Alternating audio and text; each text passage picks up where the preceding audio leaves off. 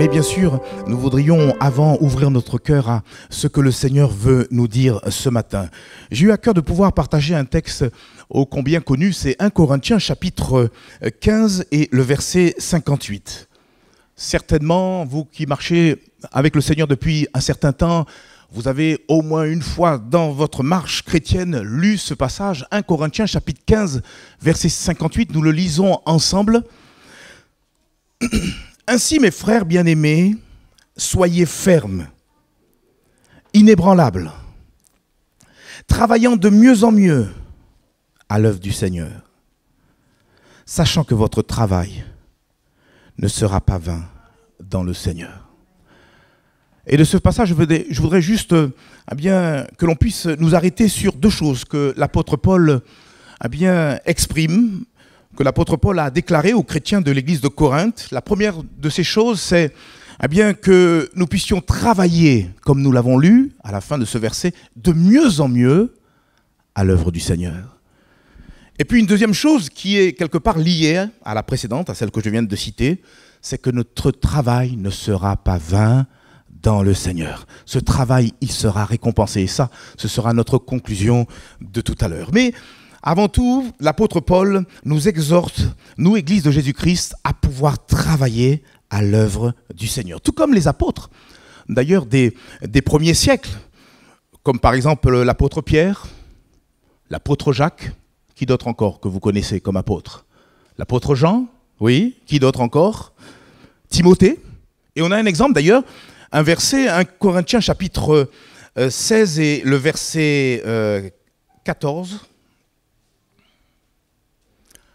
10, excusez-moi, 1 Corinthiens chapitre 16, verset 10. Si Timothée arrive, faites en sorte qu'il soit sans crainte parmi vous, car il travaille comme moi à l'œuvre du Seigneur. Alors bien sûr, une question s'impose immédiatement à notre esprit. Qu'entendons-nous par le fait de pouvoir travailler à l'œuvre du Seigneur? Oui, en quoi cela consiste? Eh bien, travailler à l'œuvre du Seigneur, ça consiste, avant toute chose, à pouvoir propager, annoncer le message de l'Évangile partout, tel des ruisseaux. Frères et sœurs, je vous dis que Dieu parle. Et c'est ce qu'il vient nous dire au travers d'un don spirituel. Nous sommes appelés à être ces petits ruisseaux qui vont abreuver, tout autour de nous, répandre la bonne parole qui est comparable à de l'eau, la source d'eau vive qui est capable de désaltérer les cœurs. Avec le conseil d'administration de l'Église, encore, nous avions, là, il y a quelques jours, décidé de pouvoir envoyer un don financier pour l'association culturelle que vous connaissez, l'association des Gédéons, qui, partout dans le monde, répandent la bonne nouvelle un peu partout. Vous savez, au travers de ces petits Nouveaux Testaments qu'on appelle les petits bleus, et béni soit Dieu pour ce travail. Vous savez, quand une église investit pour contribuer à la propagation de la Bible, elle ne peut pas se tromper. Parce que Dieu veut que la parole de Dieu soit répandue sur toute la surface de la terre. Et la Bible dit, après quoi viendra la fin du monde. Même entendre un évangile est pour nous le moyen de pouvoir travailler à l'œuvre du Seigneur. Travailler donc à l'œuvre du Seigneur consiste à contribuer à l'annonce de l'évangile de Jésus-Christ. Mais travailler à l'œuvre du Seigneur consiste, d'une manière particulière, à travailler au salut des âmes perdues. Au salut, de peut-être notre voisinage, qu'on peut rencontrer, qu'on peut côtoyer, peut-être saluer chaque jour, et qui ne connaissent pas encore le Seigneur. Oh, dernièrement, je parlais avec quelques ados de l'église, et deux de ces adolescents, deux jeunes filles, séparément, m'ont dit, Joël, sur notre Instagram, notre page Instagram, c'est des choses qui me dépassent, et TikTok et compagnie, ils utilisent ça pour parler, de témoigner de leur foi. Quel courage, quelle bravoure. Je parle ici d'adolescents, d'adolescentes, et je bénis le Seigneur parce qu'ici, dans cette église, il y a des adolescents et des adolescents qui sont attachés, profondément ancrés dans le Seigneur. Et c'est une fierté pour nous. Alléluia, Église de Jésus-Christ.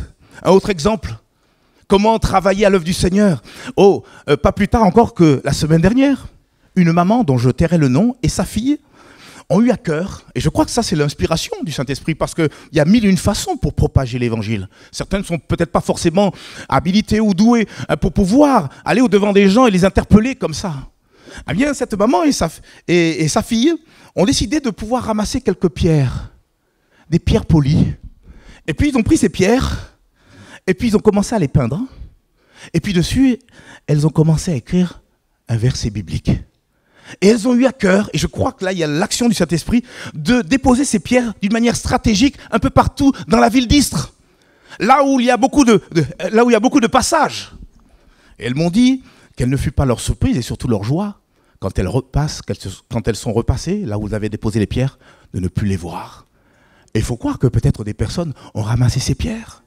Peut-être que ce sera une personne qui, dans le ciel, cette maman et cette fille, eh bien, retrouveront. Et cette tierce personne dira, merci pour ce petit caillou que tu as ramassé et sur lequel tu as écrit la parole de Dieu. David a ramassé 3 cailloux dans le fleuve. Et avec ces 3 cailloux, a envoyé, alléluia, dans le front, eh bien, de Goliath. Oui, si on se tient devant Dieu, Dieu peut nous inspirer sur des choses tout à fait novatrices, des choses toutes nouvelles, pour pouvoir eh bien, contribuer à travailler à l'œuvre du Seigneur. Vous comprenez ce que je suis en train de dire là? Travailler à l'œuvre du Seigneur consiste aussi à travailler au perfectionnement des saints. Qu'est-ce que j'entends par cela? Nous sommes tous appelés à travailler au perfectionnement des saints. Frères et sœurs, toutes les fois où je viens devant un frère, même ce matin, ça va mon frère, et tu l'encourages, tu l'entoures, tu es en train de le fortifier, tu es en train de l'exhorter, tu travailles au perfectionnement des saints, mon frère, ma sœur. Ce n'est pas seulement réservé uniquement au ministère. Je pense que c'est aussi réservé eh bien, à tous ceux qui peuvent se reconnaître comme étant membres du corps de Christ. On peut consoler, on peut encourager, on peut réconforter. Juste un coup de téléphone. Bonjour mon frère, ma sœur. Prendre de notre temps pour travailler à l'œuvre de Christ. Amen. Travailler à l'œuvre du Seigneur consiste aussi à, quelque part, affermir et développer notre foi en Dieu. Si nous sommes réunis ce matin, c'est qu'on veut que notre foi soit eh bien, plus grandissante, plus concrète, plus affermie. Et je dis cela, pourquoi? Parce que Jésus lui-même a dit dans Jean chapitre 6, les versets 28 et 29, je vous propose de lire ce passage dans la version Bible français courant. Ils lui demandèrent alors, que devons-nous faire pour travailler aux œuvres voulues par Dieu? Et le verset 29, Jésus répond et il dit, l'œuvre que Dieu attend de vous, autrement dit le travail que Dieu attend de vous, c'est que vous croyez en celui qu'il a envoyé. Quand je lis ma parole, quand je prends du temps dans la communion avec le Seigneur d'une manière personnelle, je suis en train de travailler à l'œuvre du Seigneur dans ma propre vie. Parce qu'on ne peut pas prétendre travailler dans la vie des autres si nous-mêmes, eh bien, nous ne sommes pas au beau fixe eh bien, par rapport eh bien, à la foi chrétienne. Ainsi, lorsque Dieu, dans son infini amour, nous a sauvés, et il a aussi prévu de nous utiliser, entre autres, en retour, pour que nous puissions contribuer, travailler, alléluia, à son œuvre, eh bien, là où il nous place. Et je crois que ça, c'est un immense privilège. Et c'est là où, justement, ce que nous avons lu en introduction prend tout son sens. Parce que l'apôtre Paul nous invite à pouvoir travailler, mais de la bonne manière. Il nous invite à pouvoir travailler de mieux en mieux à l'œuvre du Seigneur. Et j'aime à le dire, il ne nous invite pas, l'apôtre Paul, à travailler de plus en plus, mais de mieux en mieux. Et c'est là réside toute la subtilité, toute la nuance de ce que l'apôtre Paul veut dire par l'inspiration du Saint-Esprit. On peut travailler beaucoup, quoique, avec Dieu, eh bien, on est capable bien d'avoir de grands résultats et puis travailler, faire un gros travail, c'est vrai. Mais ça appartient à Dieu.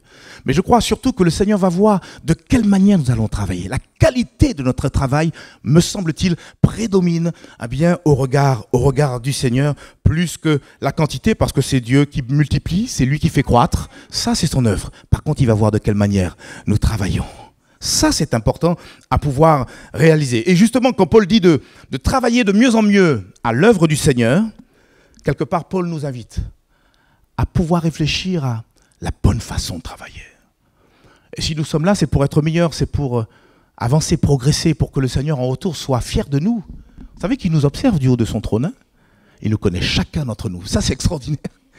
Et quelquefois, quand, au travers d'un entretien, eh bien, il n'y a pas forcément de solution ou de réponse humaine, eh bien, on peut se cacher et se réfugier dans le fait que le Seigneur, il est omniscient, il sait toutes choses, il sait quel est votre travail. Si même quelquefois je peux oublier de remercier un tel, une telle, ne vous inquiétez pas, tout est noté. Le Seigneur, il sait ce que nous faisons. Amen. Alors bien sûr, une autre question vient s'imposer à nous. Comment travailler de mieux en mieux à l'œuvre du Seigneur? Elle est intéressante cette question, oui. Elle est simple, mais en même temps intéressante. Comment puis-je travailler de mieux? Quelque part, Seigneur, comment puis-je répondre à bien ce que tu me dis ce matin au travers de la bouche de l'apôtre Paul? Comment puis-je travailler de mieux en mieux? J'ai relevé pour vous juste trois réponses. Je ne dis pas que mes réponses sont exhaustives. Il y a certainement d'autres choses à dire, mais j'ai voulu seulement partager 3 réponses pour vous qui vont nous aider à mieux travailler ou travailler avec progrès à l'œuvre du Seigneur. Premièrement, pour travailler de mieux en mieux à l'œuvre du Seigneur, il nous faut, et ça on l'oublie bien souvent, être conscient pour qui nous travaillons.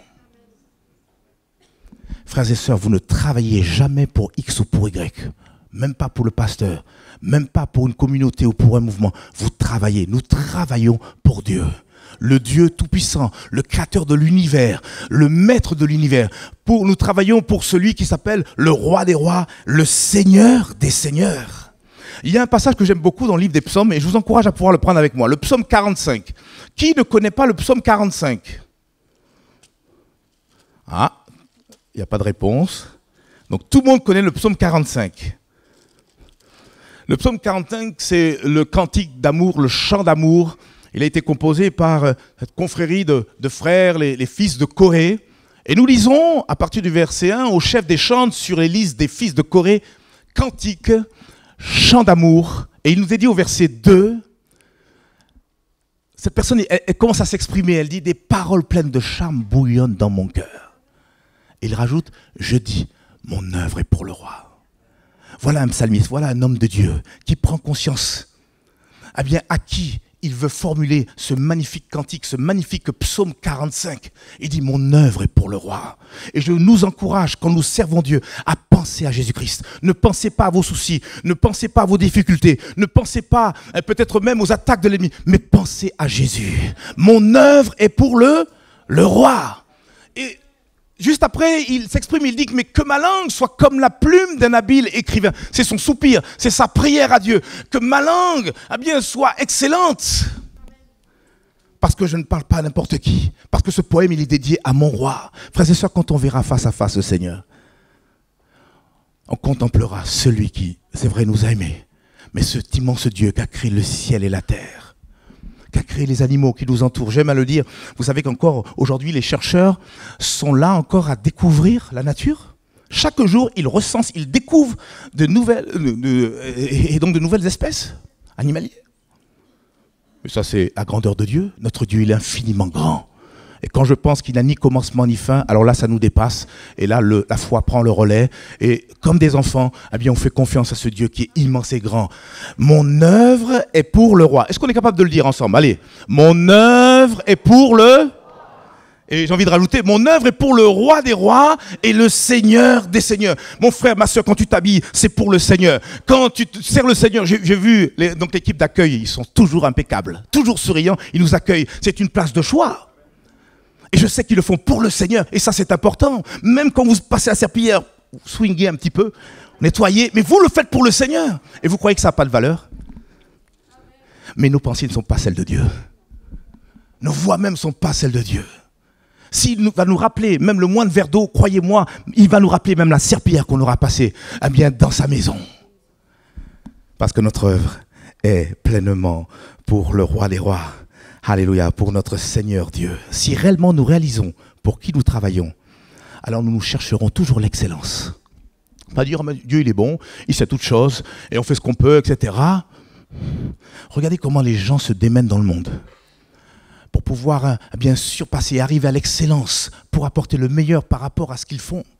À plus forte raison, nous chrétiens, nous devons travailler dans l'excellence afin que Dieu soit honoré et glorifié par notre travail. Amen ou pas amen, frères et sœurs?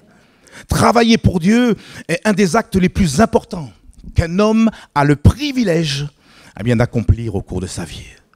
Et frères et sœurs, je nous pose la question, sommes-nous toujours conscients de l'immense privilège que nous avons de pouvoir servir le Dieu Tout-Puissant? La Bible dit que nous avons nous sommes devenus enfants de Dieu, mais nous sommes également devenus ouvriers avec Dieu. Et alors que je préparais ce message, je pensais à cet homme de Dieu de l'Ancien Testament, Néhémie. Notre ami Néhémie a reçu à cœur le travail suivant. Il s'est levé avec ses frères juifs pour pouvoir reconstruire la muraille de Jérusalem. Et je voudrais attirer votre attention sur un fait qui s'est passé. Pendant qu'il était en train de construire cette muraille, il était comme entravé, empêché, quelquefois, ou perturbé, c'est le mot plus exact, par toutes sortes d'ennemis du peuple d'Israël, entre autres Sanballat et tant d'autres. Et je vous propose de lire ce qu'il est dit dans Néhémie, chapitre 6, du verset 1 à 4. Néhémie, chapitre 6, versets 1 à 4, pour ceux qui veulent l'avoir devant vos yeux, je vous laisse le temps de chercher. Il est intéressant juste ce passage. Néhémie, chapitre 6, versets 1 à 4. Alors Sanballat et Geshem m'envoyèrent dire, en verset 1, je n'avais pas encore posé les battements des portes lorsque Sanballat, Tobisha, Geshem, l'Arabe et nos autres ennemis apprirent que j'avais rebâti la muraille, sous-entendu la muraille de Jérusalem, et qu'il n'y restait plus de brèche. Verset 2. Alors Sanballat et Geshem m'envoyèrent dire, viens, et ayons ensemble une entrevue dans les villages de la vallée d'Ono. Ils avaient médité de me faire du mal. Regardez le verset suivant. Je leur envoyais, donc Néhémie, je leur envoyais des messagers avec cette réponse. J'ai un grand ouvrage à exécuter et je ne puis descendre. Le travail serait interrompu pendant que je le quitterais pour aller vers vous. Verset 4. Ils m'adressèrent 4 fois la même demande et je leur fis la même réponse.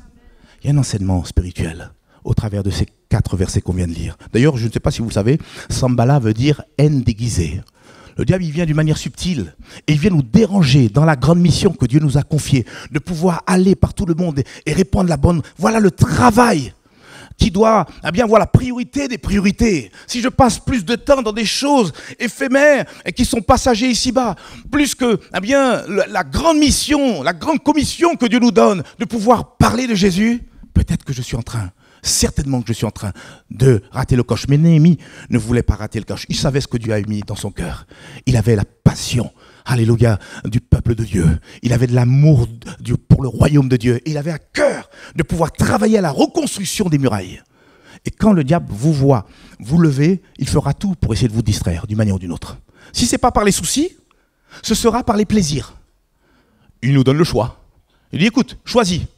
Viens, j'ai un petit rendez-vous avec toi. C'est exactement ce que Sanballat a bien proposé. Mais Néhémie est resté droit dans ses bottes et il a dit, non, j'ai pas le temps de venir. J'ai un grand ouvrage à accomplir. Frères et sœurs, on a besoin de dire la même chose.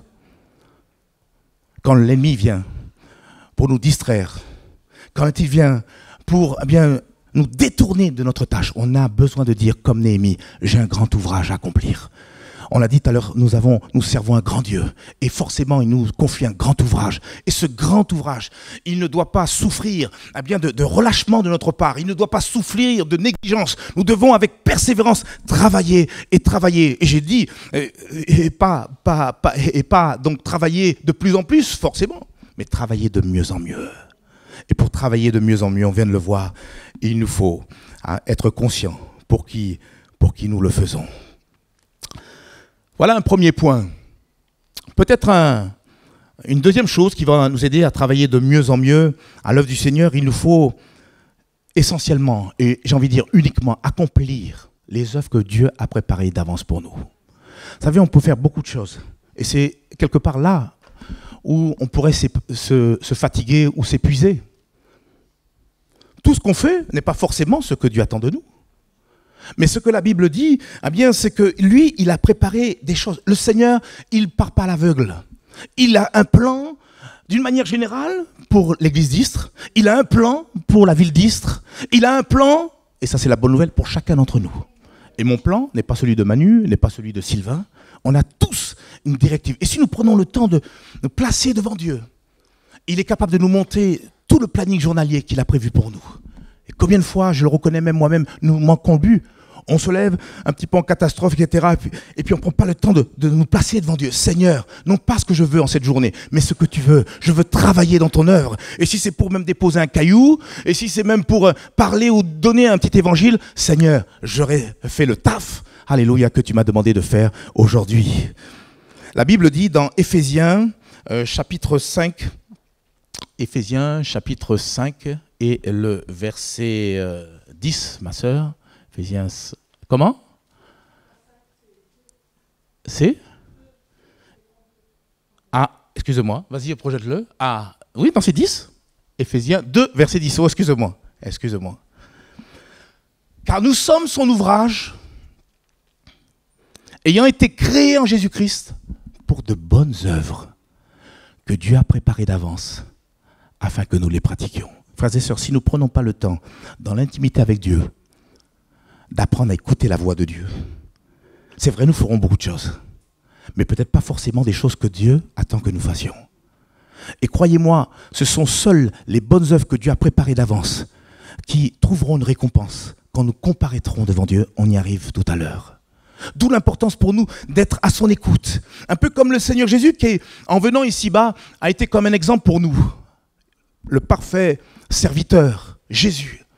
Et il a montré à ses disciples combien de temps il passait dans la prière. Il ne voulait pas prier pour prier, mais il avait ce souci de pouvoir être constamment en communion avec Dieu son Père pour recevoir de lui toutes les directives dont il avait besoin pour pouvoir agir selon la volonté seule de Dieu le Père. Et ma prière pour l'église d'Istres, c'est que nous puissions entrer dans la volonté de Dieu, de plus en plus, de mieux en mieux, afin qu'en retour, eh bien, le Seigneur soit glorifié et que le Saint-Esprit puisse pleinement se manifester parmi nous. Jésus a dit, ma nourriture est de faire la volonté de celui qui m'a envoyé. Alors tout comme Jésus, cherchons dans le secret de notre communion avec Dieu, eh bien, nous placer là sur l'autel. Seigneur, me voici. Envoie-moi, fais de moi ce que tu veux. Sers-toi de moi. Frères et sœurs, si on est sincère dans cette prière, croyez-moi, le Seigneur va, dans le courant de la journée, tout en vivant votre journée normalement, il va vous ouvrir les yeux spirituels. Il va vous dire, tiens, je veux que tu parles à telle personne. Je veux que tu fasses telle chose. Je veux que tu déposes ce caillou. Parce que finalement, cette histoire de caillou m'a marqué. Soyons à l'écoute du Seigneur. Oui, nous allons travailler de mieux en mieux à l'œuvre du Seigneur en accomplissant les œuvres que Dieu a préparées pour nos vies. Et je veux terminer, je ne veux pas être trop long. S'il est important pour nous que nous puissions réaliser pour qui nous travaillons, si nous venons de le voir, il est important que nous puissions accomplir les œuvres que Dieu a préparées pour nos vies, d'où l'importance d'être à son écoute. Il faut aussi qu'on se rappelle qu'il est important que nous puissions travailler les uns les autres par le Saint-Esprit. Autrement, que pourrions-nous faire d'efficace? Oh oui, nous ferons des choses. Mais elles ne pourront pas pleinement réjouir le cœur de Dieu. Elles n'auront pas un résultat satisfaisant aux yeux de Dieu. Sans le Saint-Esprit, nous ne pourrons pas accomplir la tâche à laquelle Dieu nous appelle. Il faut la force du Saint-Esprit pour pouvoir non seulement accomplir ce que Dieu désire pour nos vies, pour persévérer aussi. Parce qu'il ne s'agit pas de s'engager dans un travail puis après se relâcher. Mais c'est la force du Saint-Esprit qui nous aide à pouvoir persévérer, qui nous aide même à pouvoir faire face à nos ennemis et à les défier, même à les vaincre dans le nom de Jésus. La Bible dit, Zacharie chapitre 4 verset 6, vous connaissez ce passage, ni par force, ni par puissance, mais par mon esprit, dit l'Éternel des armées. Et c'est pour ça que Jésus, en remontant au ciel, en retour, a envoyé le Saint-Esprit pour que nous soyons revêtus de cette puissance d'en haut, pour que nous puissions être pleins de feu, pleins bouillants, pleins de zèle, alléluia, pour annoncer les vertus de notre Seigneur Jésus-Christ. Et c'est vrai que le Seigneur nous a accordé son Saint-Esprit pour au moins 3 choses. On vient d'en voir une, la force. Dieu nous communique sa force. Mais il nous communique aussi son amour. Comment pouvons-nous travailler de mieux en mieux à l'œuvre du Seigneur sans amour? C'est juste impossible. La Bible nous rappelle que l'amour de Dieu est déversé dans nos cœurs par le Saint-Esprit. C'est d'ailleurs un fruit de l'Esprit. Et comme, pour faire exprès, il est cité en premier. Le fruit de l'Esprit, c'est quoi? C'est l'amour, la joie, la paix, etc., etc. Mais ça commence par l'amour. on est efficace. On va travailler de mieux en mieux à l'œuvre du Seigneur si nous sommes remplis d'amour. D'ailleurs, montrez-moi quelqu'un qui est rempli d'amour et je vais vous dire en retour qu'il est pleinement rempli du Saint-Esprit. L'amour de Dieu est prêt à tous les sacrifices.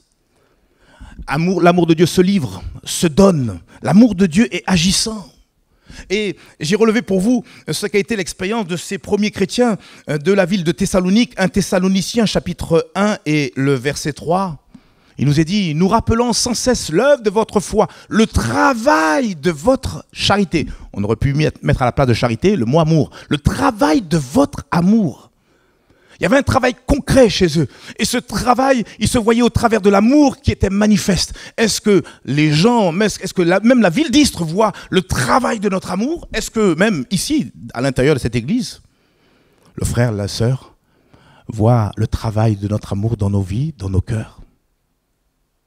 Nous rappelons sans cesse l'œuvre de votre foi, le travail de votre charité, de votre amour et la fermeté de votre espérance en notre Seigneur Jésus-Christ. C'est sûr et certain, si l'amour de Dieu nous anime, frères et sœurs, nous ne resterons pas inactifs pour l'œuvre de Dieu. L'amour de Dieu va nous presser à l'intérieur et nous aurons envie, pleinement, de pouvoir contribuer à l'œuvre de Dieu. Pourquoi? Par amour pour Dieu, mais aussi par amour pour le prochain. Ça, c'est une marque d'un véritable chrétien, quelqu'un qui aime le prochain. Pourquoi? Parce qu'il est animé, rempli de l'amour de Dieu. Comment pouvons-nous parler de l'amour de Dieu aux autres si nous avons de la haine dans nos cœurs? C'est juste impossible, vous le savez. Alors je prie Dieu, avec vous, que nous puissions être complètement débordants de l'amour de Dieu, être ivres de la toute-puissance de l'amour de Dieu, afin que nous soyons efficaces par le Saint-Esprit dans l'œuvre de Dieu. Et puis peut-être une troisième chose aussi qui va nous être utile et que nous communique le Saint-Esprit, nous communique sa force, son amour, mais il nous communique également sa sagesse. Sagesse. La sagesse nous aide à agir avec bon sens et intelligence, selon les différentes circonstances de notre vie. La sagesse nous aide aussi à prendre les bonnes décisions, mais les bonnes décisions au bon moment. Avoir ce tact, comme dit la Bible, comme des pommes d'or sur des ciselures d'argent, telle une parole dite à propos. Ni avant, ni trop tôt, ni trop tard, pile poil à l'instant. Ça, c'est la sagesse du Saint-Esprit qui nous l'accorde. Et Dieu seul sait combien nous avons besoin de sagesse pour travailler à son œuvre. Quelquefois, on ne sait pas trop quoi dire, on n'a pas les mots, on n'a pas la sagesse. Et c'est alors que le Saint-Esprit prend le relais. Un petit peu comme notre ami Étienne qui, en son temps, alors qu'il était rempli d'amour, rempli d'esprit, témoignait de Jésus à tous ceux qui venaient le côtoyer. Et la Bible nous dit dans Actes chapitre 6, versets 9 et 10, Actes chapitre 6, versets 9 et 10, quelques membres de la synagogue dite des affranchis, de celle des Cyrénéens et de celle des Alexandrins, avec des Juifs de Cilicie et d'Asie, se mirent à discuter avec lui. Ils sont venus de toutes parts, venir attaquer notre cher ami Étienne qu'on retrouvera dans le ciel. Mais la Bible nous dit, ils ne pouvaient, je ne sais pas combien ils étaient, 30, 50, 100 devant lui, mais ils ne pouvaient résister à quoi? À sa sagesse et à l'esprit par lequel il parlait. Quelquefois, on ne sait pas trop quoi dire devant certaines situations. Laissons, tout comme Étienne, le Saint-Esprit parler par nos bouches. Laissons-le, par sa sagesse, nous inspirer les mots, les paroles que, peut-être les gens ont besoin d'entendre en face de nous. Que Dieu nous donne sa sagesse pour savoir comment parler aux âmes, comment parler aux inconvertis, comment parler aux incroyants, comment parler aux athées. Je pense que vous serez d'accord avec moi, on ne parle pas de la même manière à un musulman qu'à un témoin de Jéhovah, par exemple. Et c'est là qu'il faut s'approcher et avoir une stratégie, celle que le Saint-Esprit va nous donner. Et là, on a besoin, bien sûr, de la sagesse pour être ce gagneur d'âme, pour être, comme on l'a entendu au travers du don spirituel, ces ruisseaux qui vont réussir à abreuver.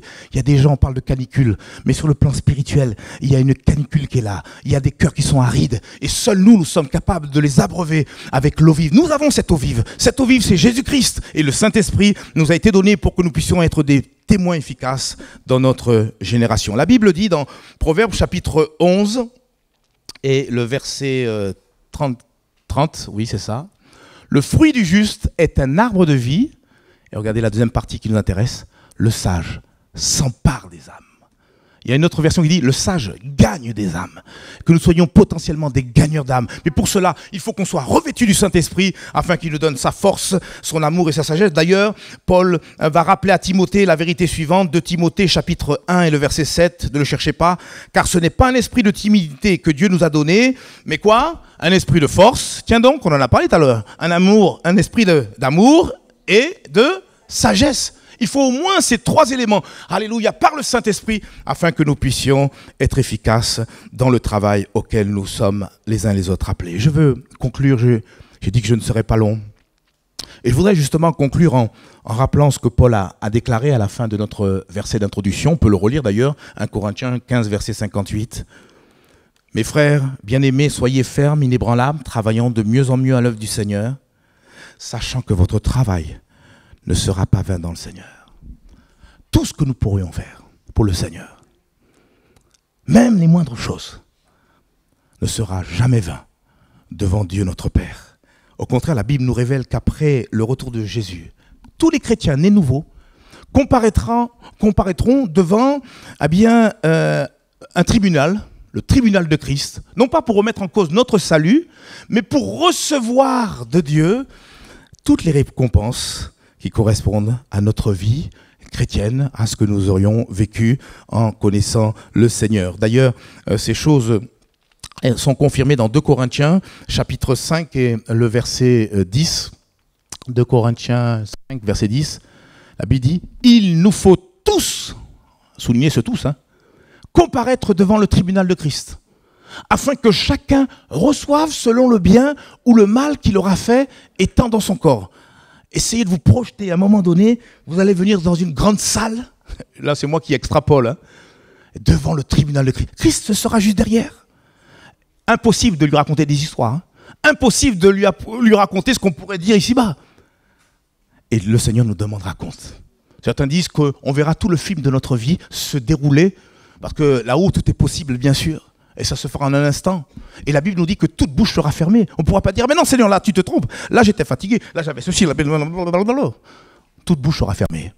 Parce qu'on peut jouer devant les hommes, mais on ne peut pas jouer devant le Seigneur. Il sait toutes choses. Et la Bible nous parle de récompense. La Bible nous parle de louange qui sera attribuée aux uns aux autres. La Bible nous parle de couronne, il y a multiples, on n'a pas le temps de les voir. La Bible nous parle de récompense qui sera attribuée par rapport au travail qu'on aura fait. Certains ici-bas, sur le plan spirituel, sont des planteurs, sont des semeurs. Ils viennent, ils répondent la parole. D'autres sont là pour arroser par le biais de la prière. Il y a des véritables intercesseurs dans cette église, croyez-moi. Ils ne sont pas là à dire « Attends, moi je suis un intercesseur, coucou ». Non, ils sont là dans le secret et ils combattent. Et je bénis le Seigneur pour ces soldats du Seigneur. Donc certains plantent, d'autres certains arrosent. Et ce qui est important, c'est que Dieu saura nous récompenser, frères et sœurs. Et d'ailleurs, c'est ce que la Bible dit dans 1 Corinthiens, chapitre 3 et le verset 8. Celui qui plante et celui qui arrose sont égaux. C'est pour ça qu'on n'a pas à jalouser ou envier. Non, mais regarde déjà le travail auquel Dieu t'appelle. Et la Bible nous dit, et chacun recevra sa propre récompense selon son propre travail. Vous voyez, c'est pas un pléonasme, mais il insiste. Il dit chacun recevra quoi? Sa propre récompense.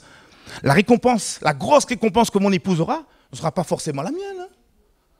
Peut-être que j'aurai un petit truc rikiki. Ah, on ne sait pas. Peut-être l'inverse. Peut-être ce sera mais ça, on parle de propre récompense. Donc c'est plus une affaire de couple, c'est plus une affaire de famille, c'est plus une affaire d'église. Et il dit selon son propre travail. Vous savez, on peut faire des événements ensemble, en groupe, et puis se noyer dans la masse. On suit le... Mais le Seigneur va nous récompenser selon notre propre travail. Donc c'est d'une manière individuelle. Et ça rejoint ce que je disais tout à l'heure. Le Seigneur ne va pas regarder forcément la quantité, il va voir la qualité. Et tu peux être au cœur même d'un projet, et donc d'église, et le Seigneur va voir dans quelle disposition tu le fais, avec quel engagement, comment tu t'es dépensé, comment tu as travaillé pour l'œuvre de Dieu. Et si tu l'as fait de tout ton cœur, alors le Seigneur sera te récompenser. La Bible nous dit, même le verre d'eau, le Seigneur saura nous rappeler à bien ces choses. Et ça, c'est merveilleux. Il n'oubliera personne. Mais voyez-vous, et je termine par cela, toutes ces glorieuses récompenses, eh bien, qui seront bien sûr encore à venir, c'est encore à venir, encore faut-il que le Seigneur vienne, et puis après, justement, je ne sais pas exactement à quelle période on va vivre ce tribunal de Christ, mais c'est certainement après le retour du Seigneur. Mais avant cela, nous avons besoin de persévérer dans les voies droites du Seigneur. Vous savez, ce que Dieu demande, c'est pas tant... Oui, la Bible dit, plusieurs proclament leur bonté, mais un homme fidèle qui le trouvera. Ce qu'il attend de nous, c'est de la fidélité. D'ailleurs, ça se rejoint par rapport à ce que Jésus lui-même a rappelé au travers d'une parabole. Il a dit, quand le roi viendra accueillir ceux qui ont été fidèles, eh bien, il va leur dire, viens, entre, bon et fidèle serviteur, entre dans la joie de ton maître. Donc le Seigneur, ce qu'il attend, c'est notre fidélité. Soyons fidèles dans le poste, dans le travail, eh bien, que le Seigneur a placé dans nos vies. Soyons des jusqu'au-boutistes, soyons persévérants, car notre travail ne sera pas vain dans le Seigneur. Que le Seigneur nous aide, frères et sœurs, à comprendre ces choses. Il veut que nous puissions aller de l'avant. Il ne veut pas que nous soyons confus. Vous savez, il y a des gens qui seront confus. Je croyais qu'ils seront confus, mais nous ne voudrions pas rougir devant le Seigneur, mais avoir la tête haute et en même temps, à bien saisi de tremblement et de crainte, reconnaître la grâce de Dieu qui nous a permis à bien d'accomplir ce à quoi Dieu nous appelle. Prions ensemble le Seigneur. Seigneur, nous voudrions que notre Église soit active, qu'elle soit travailleuse, un peu comme la femme vertueuse, qui se lève aux aurores et qui dans sa maison travaille pour le bon fonctionnement, alléluia, de sa maison. Et tu nous as introduits dans une maison. Mais quelle maison? Le royaume de Dieu. Au sein même de l'église, de la famille de Dieu. Et nous voudrions les uns les autres travailler telle une fourmilière. Chacun trouvant son poste. Chacun se mettant à l'œuvre. Sachant que notre travail ne sera pas vain dans le Seigneur. Toutes les récompenses sont déjà préparées. Nous as même préparé un nom nouveau. Peut-être même qui correspondra à ce qu'a été notre œuvre, notre travail, notre service ici-bas. Seigneur mon Dieu, trouve-nous fidèles. Parce que tu es à la porte, tu nous l'as rappelé encore, Seigneur, dimanche dernier. Tu reviens bientôt et tu nous invites à nous tenir prêts. Et nous voudrions, Seigneur, nous tenir prêts en travaillant de mieux en mieux. Travailler avec intelligence. Travailler en prenant conscience qui tu es. Travailler en, Seigneur Père mon Dieu, véritablement nous plaçant devant toi. Pour non pas accomplir ce qui nous passe par la tête, ce qui nous fait plaisir, mais accomplir ce que toi tu veux. Et puis aussi travailler avec la personne du Saint-Esprit, car sans lui, nous ne pouvons rien faire. Seigneur, fais-nous grâce dans le nom précieux de Jésus. Amen et amen. Et le peuple de Dieu dit...